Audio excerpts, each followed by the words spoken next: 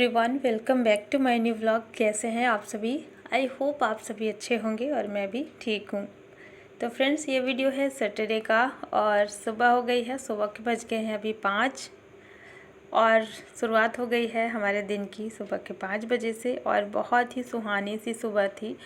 चिड़ियों की आवाज़ आ रही थी और थोड़ा थोड़ा सा अंधेरा था, थोड़ा सा उजाला होने वाला था। तो बाहर मैं देख रही थी ना, बड़ा अच्छा लग रहा था, सन्नाटा छाया था। तो यहाँ पे मैं उठ गई थी, मतलब मैं अभी 10-15 मिनट पहले ही उठ गई थी। 5 बजे मैंने दिखाया था। तो आजकल ना अब धीरे धीरे करके दिन जो है अब थोड़ा सा छोटा होने लगा है, क्योंकि पहले क्या था ना कि पहले 5 बजे काफ़ी ज़्यादा उजाला रहता था, लेकिन इस टाइम पे 5 बजे ना अंधेरा ही रहता है।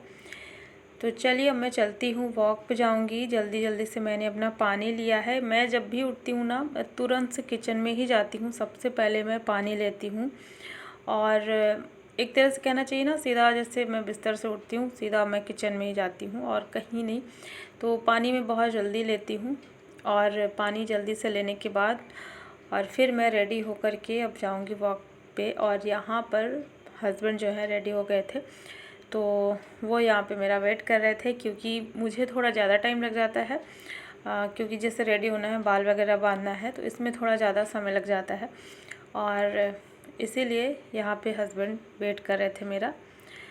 तो हम लोग ना जब गए थे उस टाइम पे मौसम बहुत साफ़ था। सुबह मैंने दिखाया भी था, पूरी तरीके से बारिश बंद थी, क्योंकि ना रात में कल बारिश हो रही थी और सुबह जब मैं देखी तो बारिश बंद हो गई थी, बिल्कुल भी नहीं हो रही थी। और जब मैं बाहर गई ना, जैसे ही नीचे मैं गई, लगभग 4:15 बज गए थे, नीचे गई और जैसे हम लोग चलना स्टार्ट किए ना, वैसे ही बारिश शुरू हो गई धीरे धीरे करके। तो धीरे धीरे बारिश हुई तो हम लोगों को लगा कि इतना ज़्यादा तेज़ है नहीं, तो चलते हैं, जल्दी जल्दी से आ जाएंगे। और बारिश जो है कंटिन्यू चल ही रही थी। तो जब मैं आई ना यहाँ पर 6:30 बजे, 6:30 नहीं, मैं यहाँ पे 6 बजे आई थी, गलती से बोल दिया। तो मैं जब 6 बजे आई यहाँ पर ना, तो उस टाइम पे मैं भीग चुकी थी और बारिश वही रिमझिम वाली चल रही थी और मैं हल्की हल्की सी भीग चुकी थी। तो मैं घर पहुंची और अब यहाँ पर 6 बजे से मेरे घर के काम स्टार्ट होंगे। बच्चों को भी उठा दिया था, स्कूल जाना है, तो अभी मुझे ना नाश्ता बनाना है, बच्चों के टिफ़िन की तैयारी करनी है यहाँ पर। और मैं बहुत ज़्यादा भी नहीं भीगी थी, हल्का हल्का सा ही, कपड़े गीले हो गए थे और मेरा जो सर है वो भी भीग गया था। तो चेंज तो नहीं करूँगी, क्योंकि जल्दी से नाश्ता बनाने के बाद फिर फटाफट से घर की सफाई करके मुझे नहाना ही होगा, तो इसलिए मैं ज़्यादा चेंज अब नहीं करूँगी। जल्दी से अपना जो काम है वो कर लूँगी समय पे। और वैसे भी सुबह का ना जो समय रहता है, बहुत कम टाइम रहता है। इस समय ऐसा लगता है ना कि जैसे सांस लेने की भी फुर्सत नहीं है।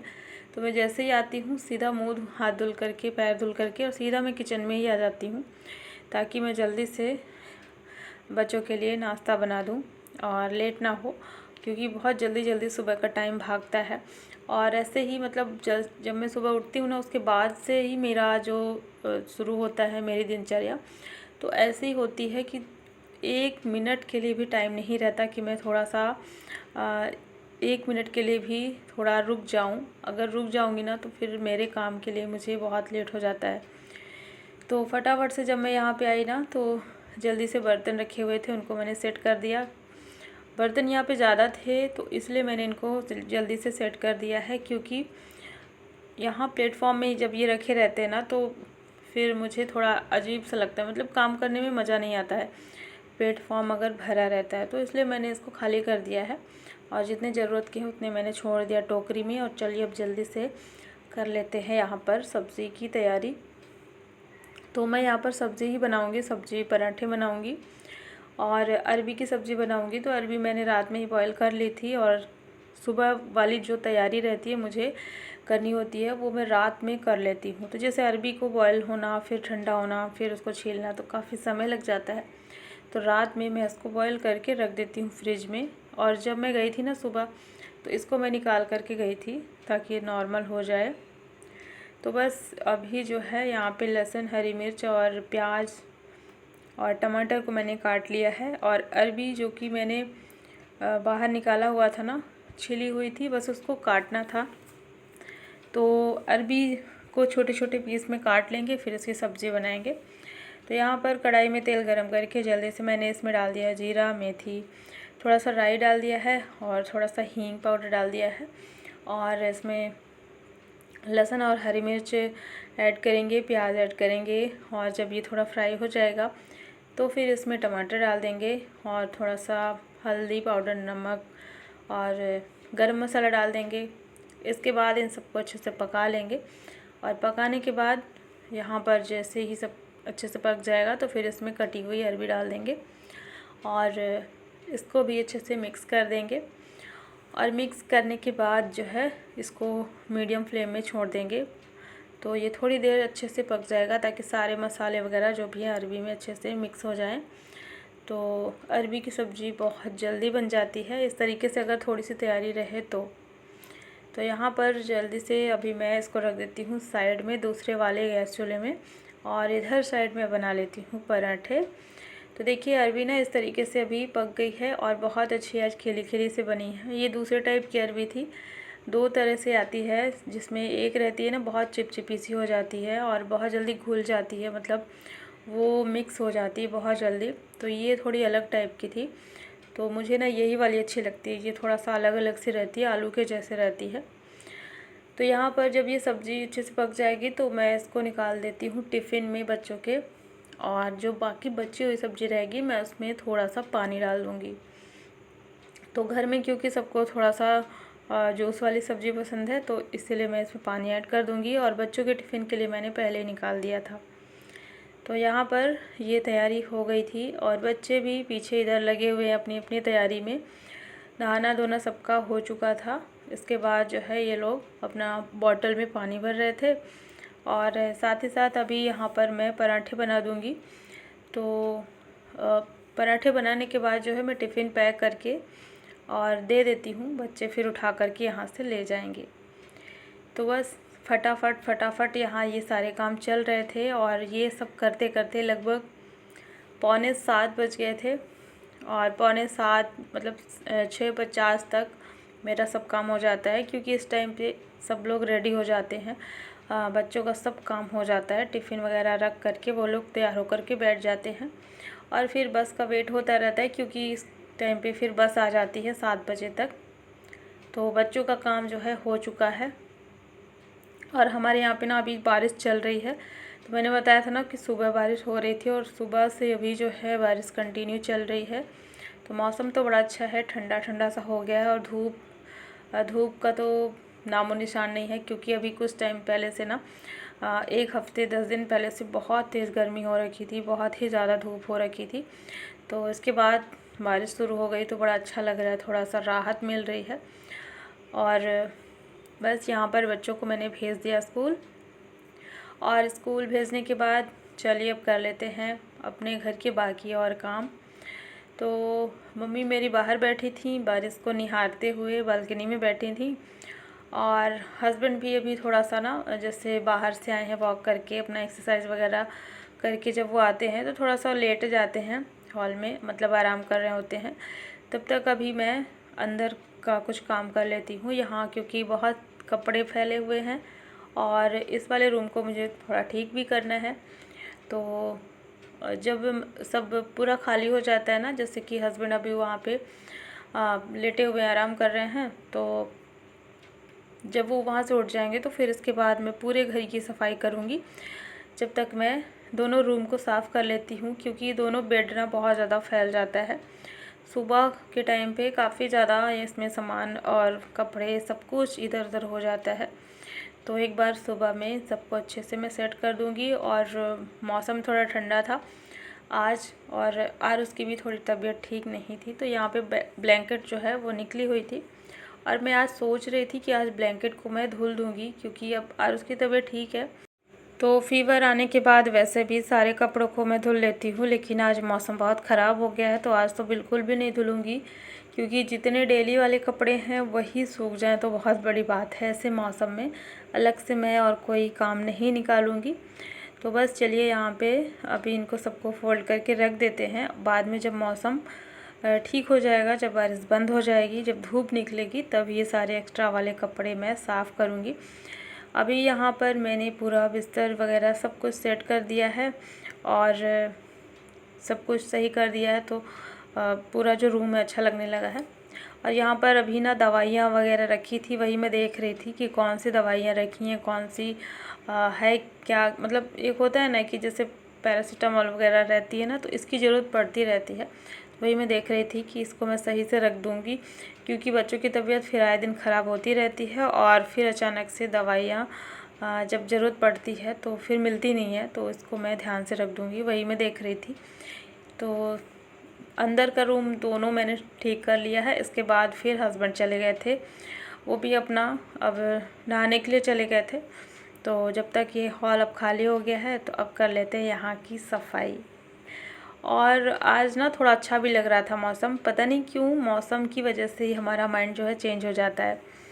क्योंकि ना मौसम अभी जैसे धूप हो रखी थी ना, तो उस टाइम पे थोड़ा आलस भी आने लगता था। जैसे जैसे हम धूप को देखते थे ना कि धूप आ गई है, और बहुत अजीब सा माइंड में चलता था, ऐसे लगता था आलस आ गया है और कितना ज़्यादा लेट हो गया था, तो बहुत अजीब सा मन हो रखा था। लेकिन बारिश के आते ही ना बड़ा अच्छा लग रहा था। तो चलिए इसी तरीके से अब कर लेते हैं पूरे घर की सफाई।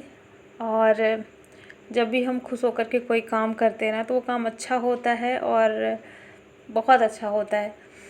तो यहाँ पर साफ़ सफाई का काम चल रहा है। और एक कमेंट आया था मेरे पास, वैसे तो कई लोगों के कमेंट्स आते हैं कि आप एमपी में कहाँ से हो, तो कई बार मैंने बताया भी है और शायद लोगों को नहीं पता होगा, जो नए लोग जुड़ते हैं ना उनको नहीं पता होता है, इसलिए शायद पूछते हैं। तो मैं एमपी के सिंगरौली से हूँ। और एक और कमेंट था कि आपको स्कूटी चलाना आता है क्या। जी हाँ, मुझे स्कूटी चलाना आता है, बहुत अच्छे से आता है। और पिछले 5 साल पहले मैंने सीखा था लॉकडाउन के टाइम पे। तो इसकी एक अलग ही कहानी है, अगर मैं बताऊंगी ना तो शायद ये वीडियो कम पड़ जाएगा। बहुत लंबी कहानी है इसकी और बहुत इंटरेस्टिंग भी है स्कूटी सीखने का। कभी किसी और वीडियो में बताऊंगी फुर्सत से। तो मुझे आता है स्कूटी भी और कार भी मैं ड्राइव कर लेती थी, मतलब पहले कर लेती थी, अभी तो काफ़ी टाइम से नहीं किया है, तो इसलिए इतना कॉन्फिडेंस से नहीं कहूँगी कि मैं कार ड्राइव कर लेती हूँ। तो एक्चुअली मैंने पहले सीखा था कार ड्राइव, लेकिन थोड़ा सा ये हो गया ना, जब हम किसी चीज़ को छोड़ देते हैं बीच में तो फिर वो भूल सा जाता है। और फिर काफ़ी टाइम के बाद जब आप वो काम करते हो तो थोड़ा मन में डर रहता है कहीं ना कहीं, तो इसीलिए मेरे मन में भी वही था।